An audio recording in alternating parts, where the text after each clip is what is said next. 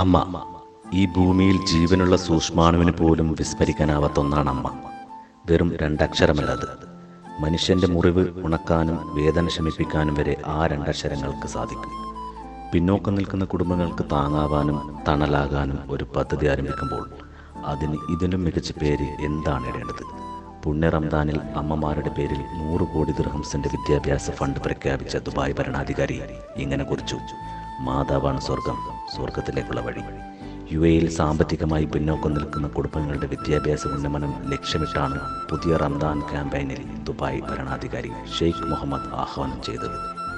മാതാവിനെ കുറിച്ചുള്ള വൈകാരികമായ വീഡിയോ പങ്കുവച്ചാണ് ദുബായ് ഭരണാധികാരി ശതകോടിയുടെ മദേഴ്സ് ഫണ്ട് പ്രഖ്യാപിച്ചത്. ഇസ്ലാമിൽ മാതാവിൻ്റെ സ്ഥാനം എത്രത്തോളം ഉണ്ടെന്ന് കാണിക്കുന്നതാണ് ഷെയ്ഖ് മുഹമ്മദ് പങ്കുവച്ച വീഡിയോ. യുവാക്കളും പ്രായമുള്ളവരും സ്ത്രീകളും പുരുഷന്മാരും എല്ലാവരും ഈ ഉദ്യമത്തിൽ പങ്കാളികളാകണമെന്നും